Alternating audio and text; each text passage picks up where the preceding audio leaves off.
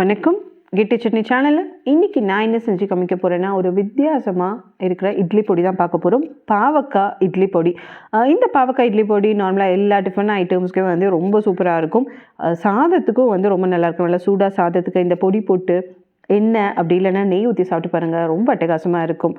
இந்த பாவக்காய் பொடிக்கு வந்து தேவையான பொருள் என்னென்னு பார்த்துருவோம். ஒரு 100 கிராம்ஸ் அப்படி இல்லைன்னா ஒரு பெரிய பாவக்காய், ஒரே ஒரு பாவக்காய், நல்லா ஃப்ரெஷ்ஷாக இருக்கிற பாவக்காய். இந்த ஒரு பாவக்காய்க்கு வந்து 2 ஸ்பூன் அளவுக்கு முழு உளுந்து, அதே 2 ஸ்பூனுக்கு வந்து கடலைப்பருப்பு. ஸோ நீங்கள் எந்த ஸ்பூன் யூஸ் பண்ணுறீங்களோ அதே அளவு எடுத்துக்கோங்க. முழு உளுந்து, கடலைப்பருப்பு, கொஞ்சம் கருவேப்பிலை, நல்லா ஃப்ரெஷ்ஷாக இருக்கிற கருவேப்பிலை, 2 ஸ்பூனுக்கு வந்து வெள்ளை எள்ளு, தேங்காய் மட்டும் எக்ஸ்ட்ரா 1-2 ஸ்பூன் கொஞ்சம் எக்ஸ்ட்ரா போட்டிங்க அப்படின்னா நல்லா டேஸ்ட்டாக இருக்கும். காரத்துக்கு ஏற்ப காஞ்ச மிளகா, 5-6 வெள்ளைப்பூடு, ஒரு சின்ன நெல்லிக்காய் சைஸ் அளவுக்கு வந்து புளி, 1 ஸ்பூன் அளவுக்கு கொத்தமல்லி விதை. இவ்வளோதாங்க இதுக்கு தேவையான பொருள்.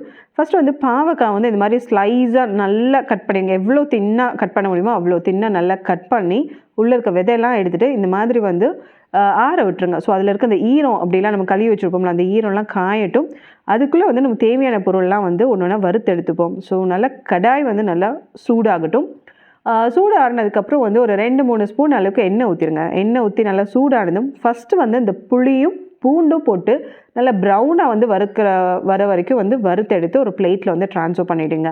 ஏன் புளியிலும் வந்து சம்டைம்ஸ் வந்து அந்த ஈரம் இருக்கும். இந்த பொடி வந்து நம்ம ரொம்ப நாள் வச்சுருக்கிறதுனால வந்து அந்த ஈரம் வந்து கெட்டு போயிடும். ஸோ அதனால் புளியும் பூண்டும் வந்து வறுத்து எடுத்துருங்க. அடுத்து வந்து காரத்துக்கு ஏற்ப காஞ்ச மிளகாய். நான் எப்போவுமே வந்து யூஸ் பண்ணுற காஞ்ச மிளகாயில் ஒரு 2-3 வந்து இந்த பெடகை சில்லி அப்படின்னு சொல்லுவாங்க, காஷ்மீர் சில்லி, அதை யூஸ் பண்ணுறதுனால வந்து கொஞ்சம் கலர் கொடுக்கும். அதையும் போட்டு எடுத்துருங்க. அடுத்து பார்த்தீங்க அப்படின்னா உளுந்தம்பருப்பு, 2 ஸ்பூன் அளவுக்கு உளுந்தம்பருப்பு சொன்னேன்ல, அது வந்து நல்லா அந்த ப்ரௌன் கலரில் இந்த மாதிரி வர வரைக்கும் வந்து வறுத்து எடுத்து பிளேட்டில் ட்ரான்ஸ்ஃபர் பண்ணிடுங்க. இதில் வந்து எல்லாமே வந்து மொத்தமாக வறுக்காதீங்க, ஒன்று வந்து கொஞ்சம் நேரம் எடுத்துக்கும். அதனால் ஒரு பொருளாக போட்டு வறுத்து எடுத்துருவோம். ஸோ நம்ம இப்போ உளுந்து வறுத்து எடுத்தாச்சு. அதுக்கப்புறம் வந்து இந்த 2 ஸ்பூன் கடலைப்பருப்பு, இதையும் வந்து நல்லா ஒரு மீடியமான ஃப்ளேமில் வந்து வச்சு கருகாமல் ஒரு ப்ரௌன் கலரில் வர வரைக்கும் வந்து வறுத்தெடுத்து ஒரு பிளேட்டில் வந்து ட்ரான்ஸ்ஃபர் பண்ணிவிடுவோம். ஸோ இப்போ அதை தான் வதக்கிட்டே இருக்கட்டும். இந்த அளவுக்கு வந்து நல்லா வதங்கினதும் வந்து பிளேட்டில் ட்ரான்ஸ்ஃபர் பண்ணிவிடுங்க. ஸோ இந்த அளவு நல்லா ட்ரான்ஸ்ஃபர் பண்ணிவிட்டு அடுத்து வந்து பார்த்திங்கன்னா இந்த கொத்தமல்லி விதை, தனியா, இது வந்து 1 ஸ்பூன் போடுங்க. இப்போ எல்லாமே நம்ம 2 ஸ்பூன் எடுக்கும்போது இது மட்டும் 1 ஸ்பூன் போடுங்க. இல்லை அது ஃப்ளேவர் ரொம்ப ஜாஸ்தியாக இருக்கும். ஸோ அதனால் வந்து 1 ஸ்பூன் அளவுக்கு போட்டு கருகாமல் வந்து வறுத்து எடுத்து உள்ளே எடுத்து வச்சுருங்க.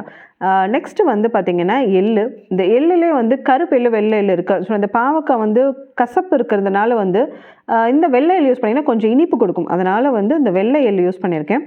அதையும் வறுத்து எடுத்துகிட்டு அதுக்கப்புறம் வந்து தேங்காய் துருவல், அந்த தேங்காய் துருவல் வறுக்கும் போதே வந்து நம்ம ஃப்ரெஷ்ஷாக இருக்கிற கருவேப்பிலையும் போட்டு நல்லா கொஞ்சம் ப்ரௌன் கலரில், கருகாமல் ப்ரௌன் கலரில் வர வரைக்கும் வறுத்து எடுத்துருங்க. ஸோ அது கூட வந்து கொஞ்சோண்டு வந்து பெருங்காயத்தூள் வேணும்னா வந்து ஒரு 1/2 ஸ்பூன் அளவுக்கு பெருங்காயத்தூள் போடலாம். அப்படி இல்லைனாலும் வந்து அது ஆப்ஷனல் தான். நல்லா பொன்னிறமாக வர வரைக்கும் வந்து நல்லா வறுத்து எடுத்துருவோம். ஸோ வறுத்து எடுத்துகிட்டு இதையும் வந்து அந்த பிளேட்டில் வந்து ட்ரான்ஸ்ஃபர் பண்ணி ஆறட்டும். ஸோ இப்போ நமக்கு தேவையான எல்லா பொருளுமே வந்து வறுத்து எடுத்தாச்சு, ஒரே ஒரு பொருளை தவிர பாவக்காய். அதை வந்து நம்ம வந்து அந்த ஸ்லைஸ் பண்ணி ஆற விட்டுருக்கோம்ல, ஸோ அந்த கேப்பில் தான் வந்து நம்ம இது எல்லாத்தையும் வறுத்து எடுத்தாச்சு. அடுத்து வந்து நம்ம பாவக்காவையும் வறுத்து எடுக்கணும். ஸோ அதுக்கு வந்து கொஞ்சம் தாராளமாக எண்ணெய் ஊற்றி நல்லா ஹை ஃப்ளேமில் வச்சு தாராளமாக எண்ணெய் ஊற்றி சூடானதும் நம்மகிட்ட இருக்க இந்த பாவக்காய்லாம் வந்து கொஞ்சம் ஒரு ஹாஃப் பாவக்காய் வந்து போட்டுருங்க. மொத்தமாக போட்டிங்க அப்படின்னா சரியாக வேகாது. அதனால் ஒரு பாதி பாவக்காய் அந்த மாதிரி போட்டு கொஞ்சம் கிறிஸ்பாக வர வரைக்கும் வந்து வறுத்து எடுத்துருவோம். அவ்வளோதான். ஸோ இப்போ நம்மகிட்ட இருக்கிற எல்லா பொருளுமே வறுத்து எடுத்தாச்சு. இந்த பாவக்காவையும் நான் ஃபஸ்ட்டு பேட்ச் வறுத்து எடுத்துட்டேன். ஸோ செகண்டும் வந்து வறுத்து எடுத்தாச்சு. வறுத்து எடுத்துட்டு இப்போ காமிக்கிறேன் பாருங்களேன், ஒரு ப்ரௌன் கலரில். ஸோ இந்த மாதிரி வந்த உடனே வந்து நல்லா எண்ணெயெல்லாம் வடிச்சிட்டு ஃபில்ட்ரு பண்ணிவிட்டு ஒரு பிளேட்டில் வந்து ஆற விட்டுருங்க. இதோட மெயினானது என்னென்னா, நம்ம சூடாக இருக்கும் போது வந்து இந்த பாவக்காய் பொடி வந்து திரிக்கக்கூடாது. ஏன்னா அதில் இருக்கிற அந்த இதெல்லாம் வந்துடும். ஸோ அதனால் நல்லா ஆற விட்டுட்டு மிக்ஸி ஜாரில் வந்து ஃபஸ்ட்டு பாவக்காய் மட்டும் தனியாக வச்சுருங்க. மற்ற எல்லா பொருளையும் அதோடய உப்பு சேர்த்து வந்து போட்டு வறுத்து எடுத்துடும். இதில் வந்து ஒரு சின்ன ஒரு இது பார்த்திங்கன்னா ஒரு நெல்லிக்காய் சைஸ் அளவுக்குள்ள வந்து ஒரு சின்னூண்டு வந்து வெல்லம் போட்டிங்க அப்படின்னா அந்த இனிப்பு, புளிப்பு, காரம், கசப்பு இதெல்லாம் சேர்த்து ரொம்ப அட்டகாசமாக வந்து உங்களுக்கு சுவை கொடுக்கும். ஸோ இப்போ எல்லாமே வந்து நம்ம திரிச்சு எடுத்தாச்சு பாவக்காய் தவிர. வறுத்து வச்ச பாவக்காவையும் இதை போட்டுட்டு ஒரு பிட்ஸ் அண்ட் பீசஸ் வந்து பாவக்காய் இருக்கிற மாதிரி இருந்ததுன்னா ரொம்ப நல்லாயிருக்கும். இந்த மாதிரி வந்து பாவக்காயும் போட்டு திரிச்சு எடுத்துருங்க.